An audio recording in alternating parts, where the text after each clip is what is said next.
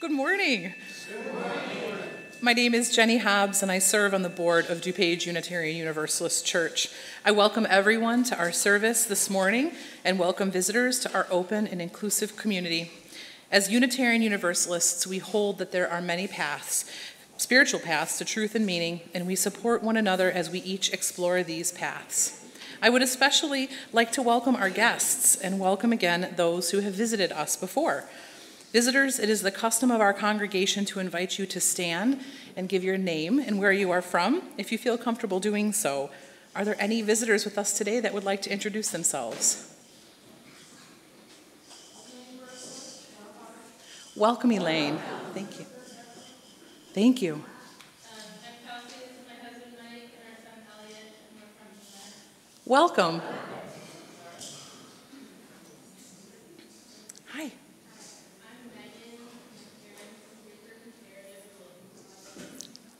Awesome, welcome. Thank you for joining us. Anybody else? Welcome to everyone visiting today. Please join us after the service for coffee hour. We would love to have a chance to get to know you better. Our Director of Religious Education, Steve Cooper, and our Congregational Life Coordinator, Mary Law, and all of our members are eager to meet you. I will also be present after the service in Creeves Hall and would be happy to speak with you as well. Our service can be heard outside the glass doors at the back of the sanctuary should anyone feel the need to leave the service for any reason. There are chairs provided for your convenience. As we begin our service, please silence all electronic devices. Thank you.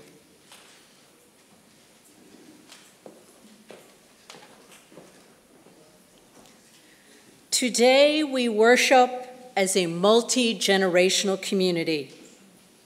Before we begin, let us take a moment to look around at those of us sharing this space. Let us recognize the hearts of our whole community, from our elder to our youngest and all those in between.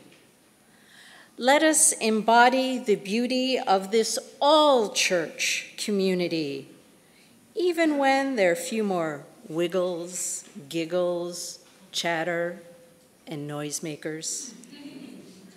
Let us remind ourselves to listen carefully and calm our minds. Begin by breathing peace and joy into this sacred space. You are surrounded by the love of this community. All are welcome.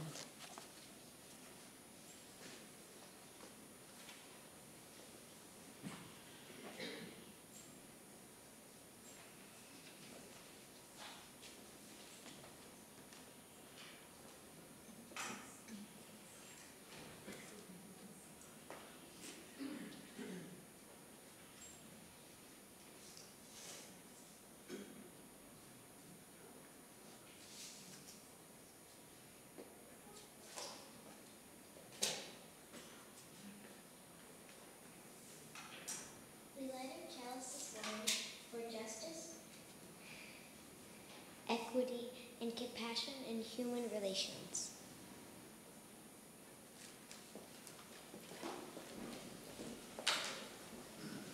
You are invited to join us in two ways in this morning's first piece. The first way is by singing two syllables, Buana. Sandy, can you play a C and an A? Choristers, as you're getting into position, would you sing the Buana?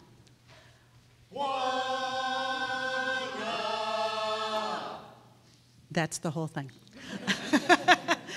I would like, and we're going to take it section by section. May I hear the section sing just that? Ready, and.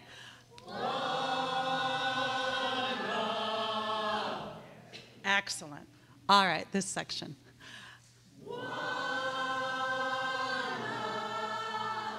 Excellent as well. So you'll be cued to do that. The other way you can join us is by playing an instrument if you have one. And I will cue you to do that by doing this. And I'll cut you off by this. So let's go. I'll give you the cue. Let's try it out.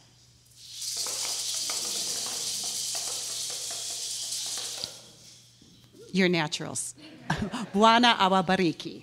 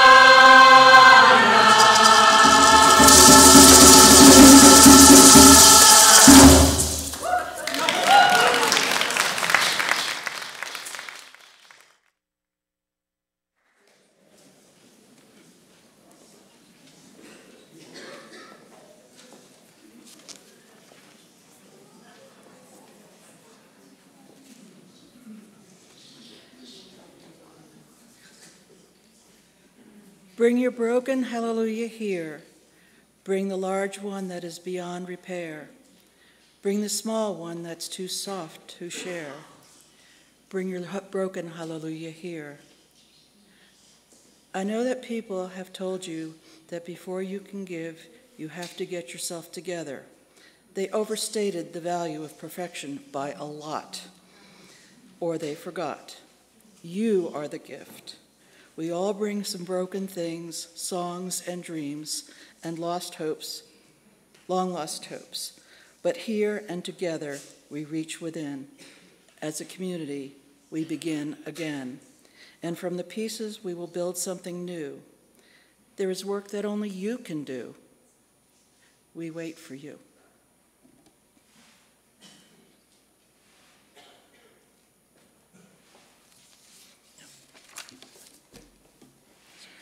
We are members of the church's Accessibility and Inclusion Ministry Team, or AIM for short.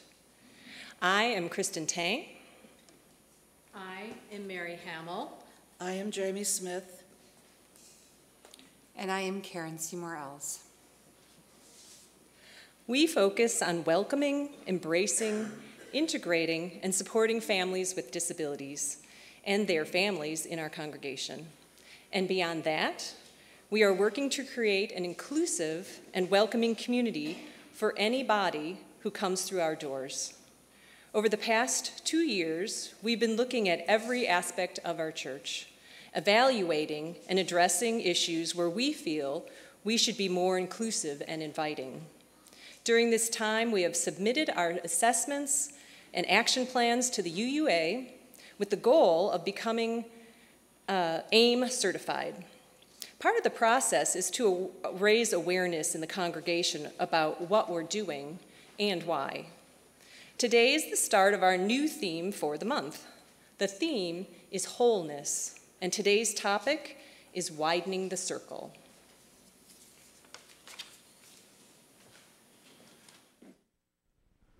We're going to do a little demonstration, and I'm going to ask the help of the children's choir to come up. But I'm going to need some assistance from all of you also. Start at the bottom. So, Harper, you're going to start off as your own personal circle. So, Unitarian or Universalist Edwin Markham has a poem to help us open the circle. He drew a circle that shut me out, heretic, rebel, a thing to flout. But love and I had the wit to win. We drew a circle and took her in. And when we draw a bigger circle with love, we can add another person. By adding on, we make it bigger. We include more. So now I'd like everybody to help us make this circle bigger and read with me. He drew a circle that shut me out, heretic, rebel, a thing to flout. But love and I had the wit to win. We drew a circle and took them in. And when we draw a bigger circle with love, we can add another person. And by adding on, we make it bigger, and we include more people. He drew a circle that shut me out. Heretic, rebel, a thing to flout. But love and I had the wit to win. We drew a circle and took him in. And when we draw a bigger circle of love, we can add another person. And by adding on, we make it bigger. And we include more people. He drew a circle.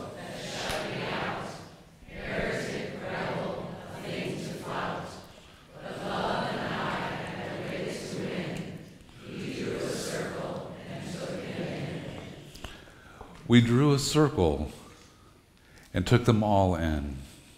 And we can make a wide circle of friends the same way, by adding on. We include more and more friends in a circle of love. As a church, we widen our circle too. We invite anyone to join us in our circle. We invite people with different abilities. We invite people who are gay, straight, lesbian, bisexual, transgender, or genderqueer. We invite people of all ages, and we invite people of all colors and cultures. We invite everyone that wants to come through our doors.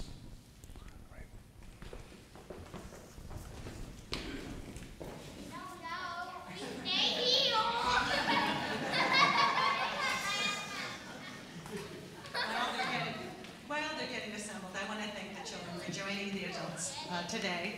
Yes, the children who are joining us today are Harper, Ellie, Ben, Doug, and Sophia. So thank you guys for joining the adult choir today.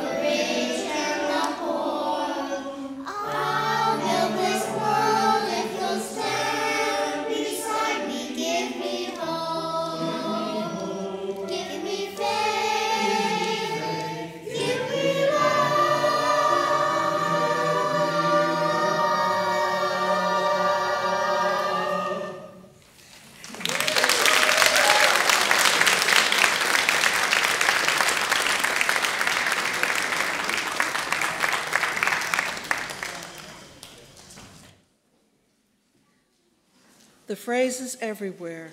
Though the words may vary, the essence remains. You are enough. You have what it takes. If you just believe anything is possible, you can do it. May I suggest that you are not enough. I am not enough. Each of us as individuals is not enough. Alone one can feel overwhelmed and hopeless. Alone one spends for oneself.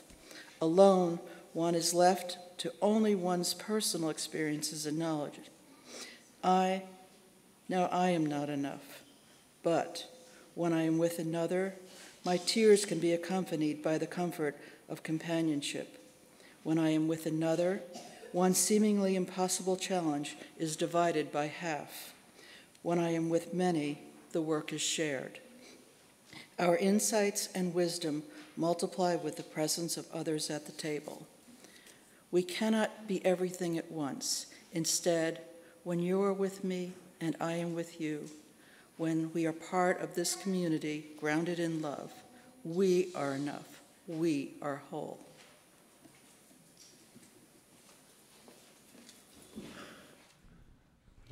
Please stand in body or spirit and join us in singing hymn number 16, "'Tis a Gift to be Simple." The words will be projected.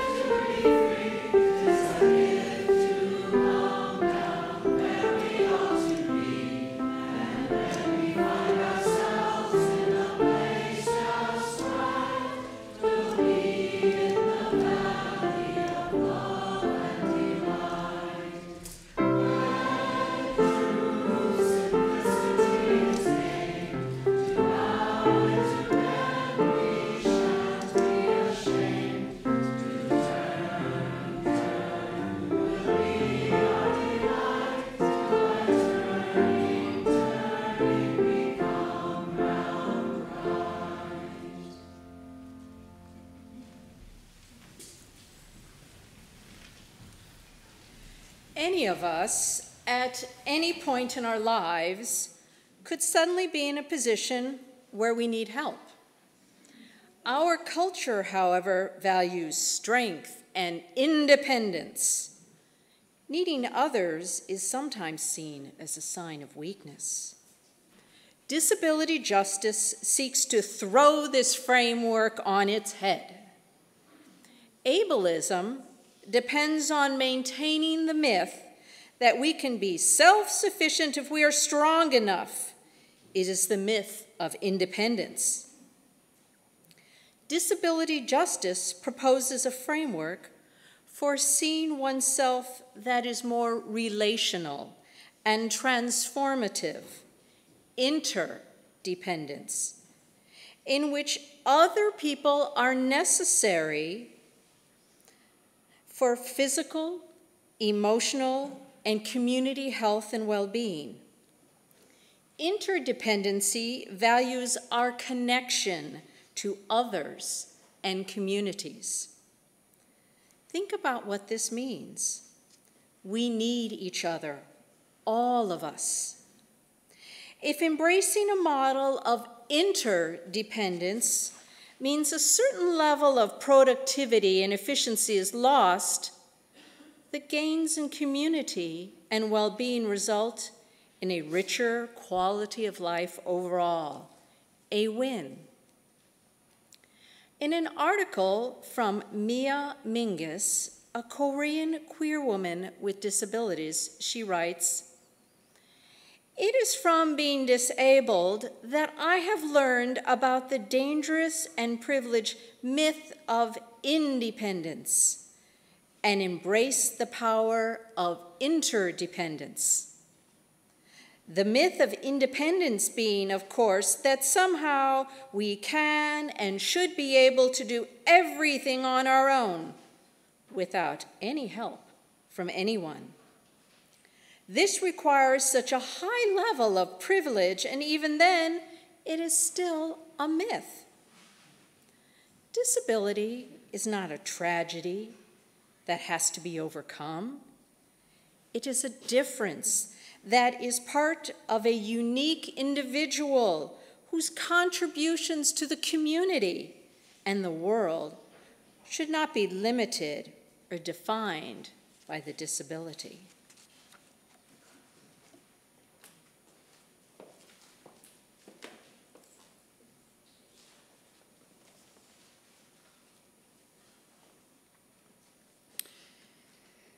I have a story I want to share with all of you, and it is called The Animal School. Many years ago, the animals in the Great Forest decided that they wanted to start a school for all their children. Until that time, it had been the responsibility of the parents to teach their children the skills they needed to know, but the animals in the Great Forest wanted their children to learn from professional teachers. So, they organized a school and they hired a staff. The teachers met and decided to provide a standardized educational curriculum to their animal students. So, they adopted an activity curriculum consisting of swimming, running, flying, and climbing. All the animals took all the subjects because it was very important that no child be left behind. To ensure that the students were progressing satisfactorily, standardized achievement tests were administered to all the students. And here's what happened. The ducks were excellent in swimming. In fact, the ducks, they were better than their teachers. But some of the ducks only made passing grades in flying. And all of them were very poor in running. Since they were slow in running, they had to stay after school for remedial running practice. And they had to drop swimming in order to practice running during their swimming class time. This was kept up until all the ducks' webbed feet were very sore. And the ducks were so tired that soon they were only average in swimming. But average was acceptable in school, so nobody worried about that, except perhaps the ducks. In running, the rabbits started at the top of the class, but they did very poorly in swimming. Also, the rabbits insisted on hopping around, and the teachers were concerned about their hyperactivity. So they made the rabbits walk everywhere instead of allowing them to run or hop. And the rabbits had to come in early every day for special swimming class. Many of the younger rabbits developed severe fur problems because they were having to spend so much time in the swimming pool. The squirrels, they were excellent in climbing and in running. In fact, the squirrels were the best students at climbing the standardized tree. But they wanted to fly by first climbing the tree and then spreading their paws and gliding to the ground, because that is, after all, the way squirrels fly. But in flying class, their teacher made them start on the ground instead of at the treetop, and the squirrels were not mastering the course material. So every day, the squirrels had therapy. Did you guys know I'm actually a therapist? A flying therapist took the squirrels into the gym and made them do front paw exercises to strengthen their muscles so they could learn to fly the right way. The squirrels' paws hurt so much from this overexertion that some of them only got a C in climbing. Some of the squirrels failed climbing altogether. The eagles, they were definitely the problem children. In climbing class, the eagles beat all the others to the top of the tree, but they insisted on using their own way to get there, and they were quite stubborn about it. The eagles said that clearly it was the goal that mattered, and that it was quite right for eagles to get to the treetop by flying. The school psychologist diagnosed them as having oppositional defiance disorder. That is a real diagnosis that some children are given in school. A strict behavior modification plan was developed for the eagles. We can end this story in two ways. Sad to say, in some schools, we still make squirrel children try to learn to fly by flapping their paws, and we still punish eagles for being defiant about the right to be themselves. But happy to say, in some schools, we enjoy all children for themselves. Each squirrel is a perfectly wonderful squirrel. Each rabbit, a lovely rabbit, whether or not they choose to hop, or skip, or roll, or walk. Each eagle is supposed to be an eagle, and we encourage each duck to swim and swim and swim, and not really worry about being able to run. The moral of the story is, when we try to make everyone the same, nobody is happy. People can get hurt, and their very best gifts, they can go to waste.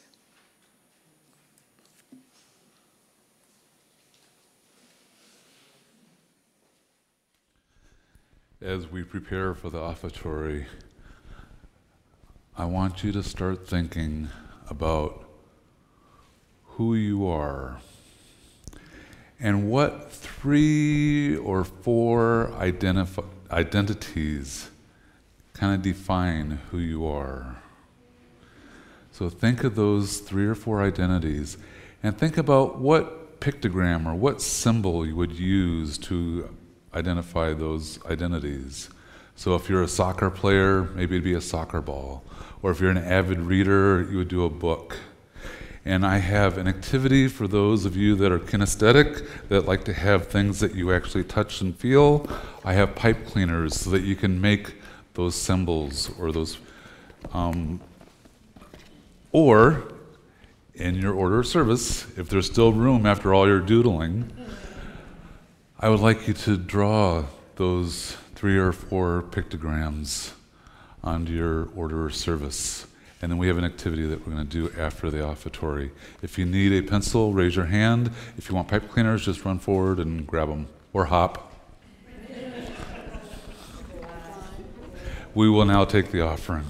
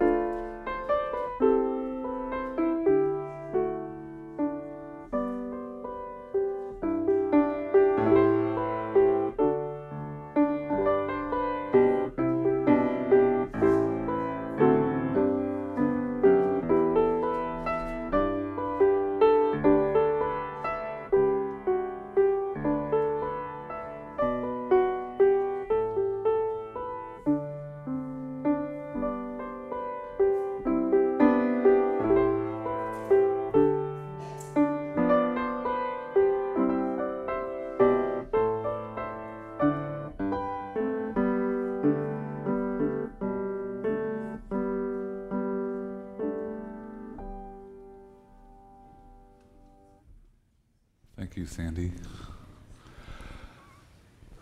I would now like for everybody to partner up with someone right near them.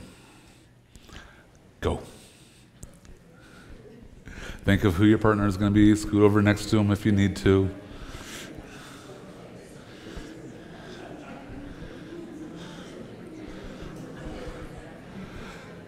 So before you do anything, here's what we're going to do. Eyes on me. One of the partners is going to share with the other who they are, using those identities, 3 or 4, or however many identities you're able to do. Share with your partner who you are. Don't advance ahead. One partner, share who you are with the other. All right, you got about 45 seconds, 60 seconds.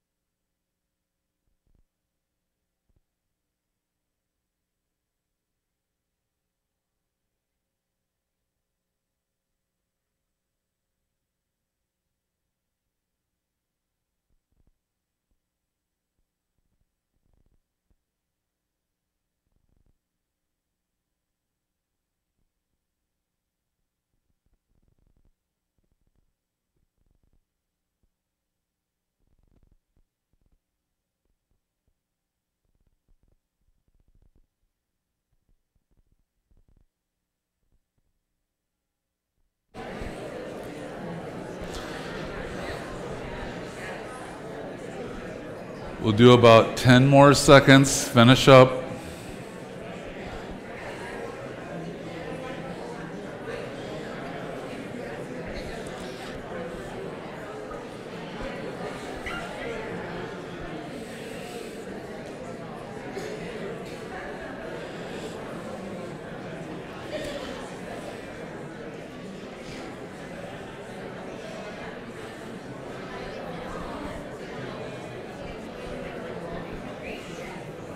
Okay, so here's what we're going to do for the next step.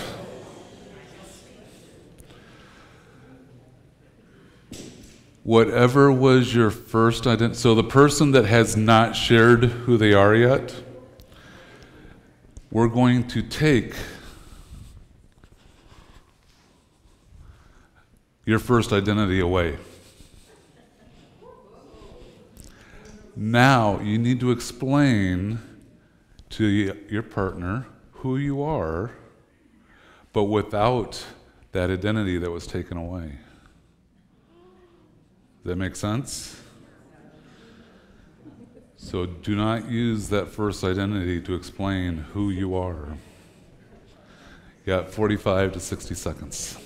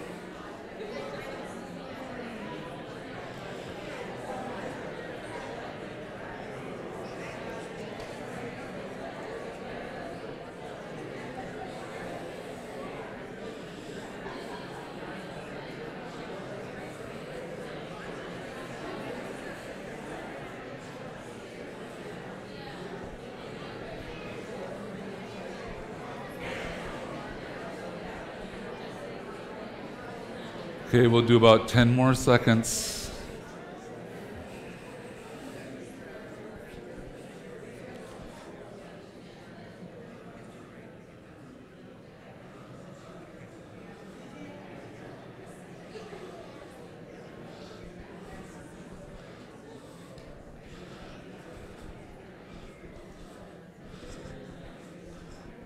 All right.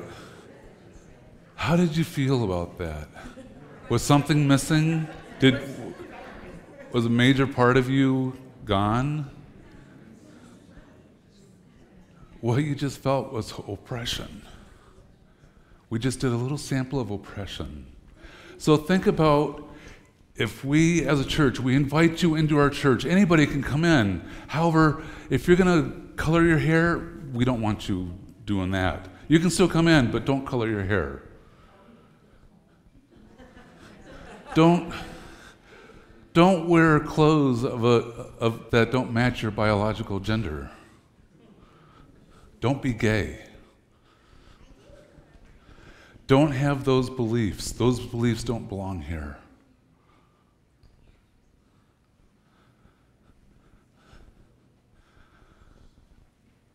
What happens if we don't recognize that the squirrels don't swim?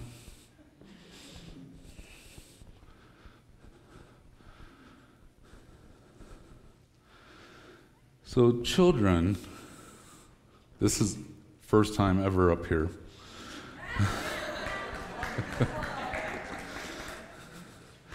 Children are sometimes confused or scared of physical differences and react to that confusion or fear with anxiety.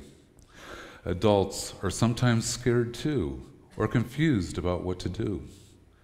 Coming face to face with another's disability sometimes causes us to experience feelings of relief. Thank goodness that's not me or my child. Or guilt about feeling relief. Or conflicted feeling of pity, embarrassment, helplessness, or ignorance.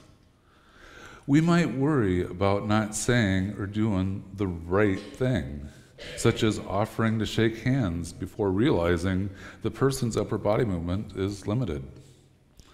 It's important to spend some time sorting out these feelings so that we can be present and supportive when helping our children develop a strong sense of disability justice.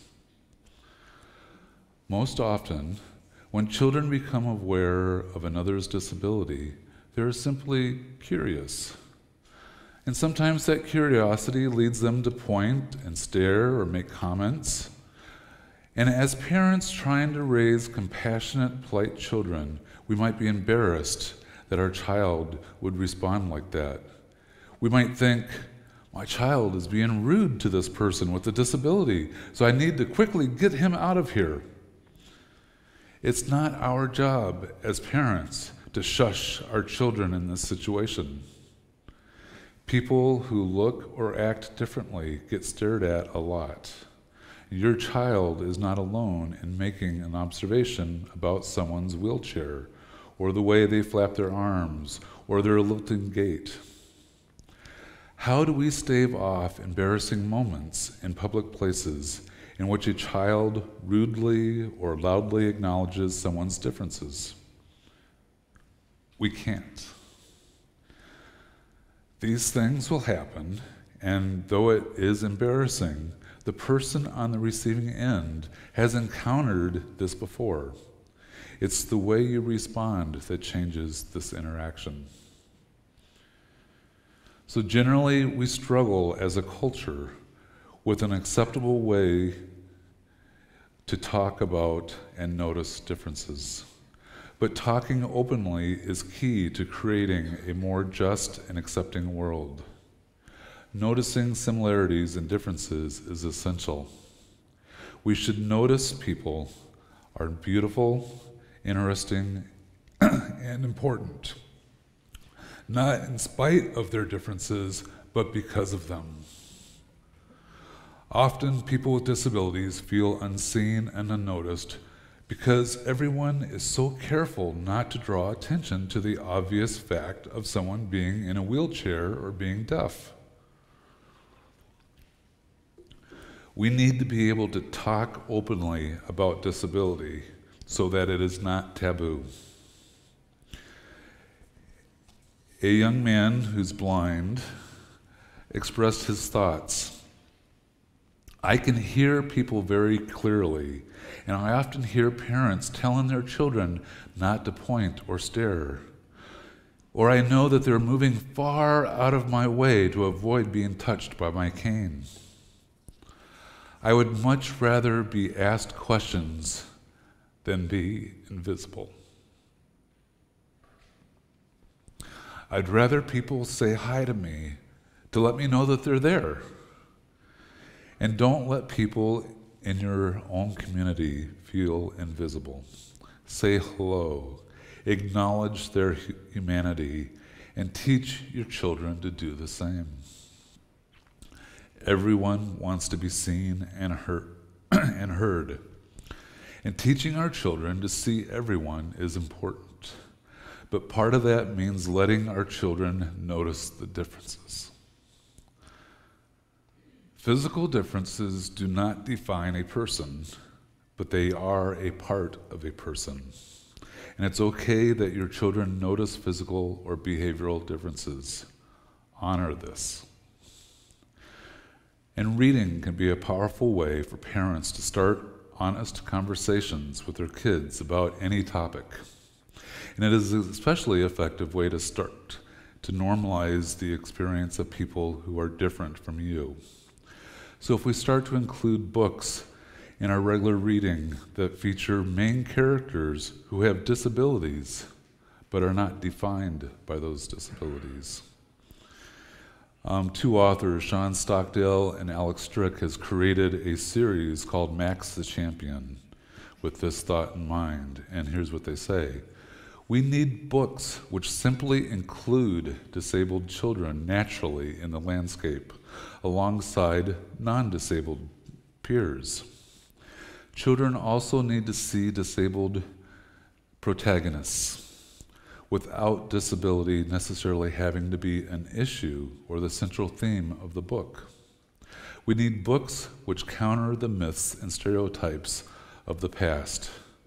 Books which remind us that it's not just pirates who wear eye patches. That disability does not always mean wheelchairs, and that disabled people aren't either bitter or twisted or saintly objects of pity. We need to gently familiarize people with the social model of disability, which explains that people are only disabled by society and its attitude, not by the impairments. Finally, we also need books by authors who are disabled themselves. So this week, when the religious education newsletter is sent out, and that does go out to everybody, there will be a resource list in there of books that fit that nature. So one of the things that we want to think about, you know, when you get together with different people, different cultures, different religions, something that's always brought up is like, well, there's always a similarity. You have something same about that person. So focus on the same, and that's how you're able to interact together. I say that's too easy, because you're ignoring the part of them that is them. So honor the differences, honor what's different about them, and be a part of that community.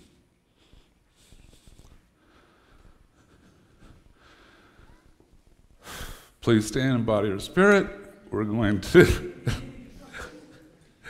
sing hymn number 128, For All That Is Our Life.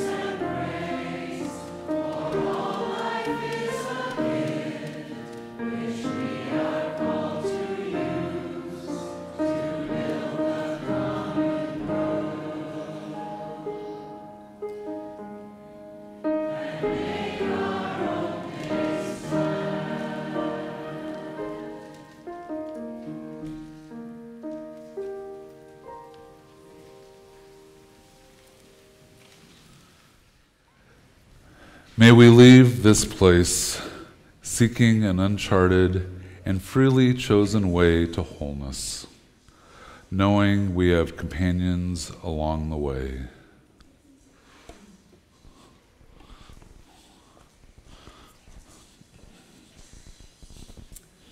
we have a very special announcement today, and I'd like to invite all the children up on stage and the young at heart. So please come up and join us and stand by Steve. Among the various hats our Director of Religious Education, Steve Cooper, has worn for this community over the past 20-plus years, the most important work he has done has been since 2006, leading the programs that teach our children our values and how to use their minds to grow openly and with love. For the past year and a half, Steve has been studying to be recognized as a credentialed religious educator by the Unitarian Universalist Association. He recently finished requirements for this rigorous and comprehensive professional development milestone. Last Thursday, he sat before the UUA's Religious Education Credentialing Committee in San Diego to present his portfolio of study and to answer a whole bunch of questions. One of 17 candidates, Steve was among only 7 who passed the scrutiny of the committee to become a credentialed religious educator, and we are so proud. Congratulations.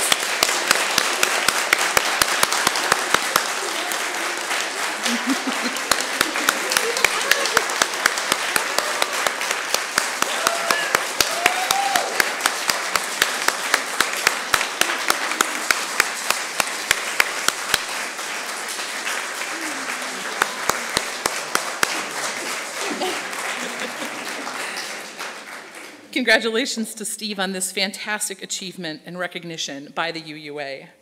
Please join us for celebratory cupcakes in Creeves Hall following the service. Thank you very much, and thank you, Steve.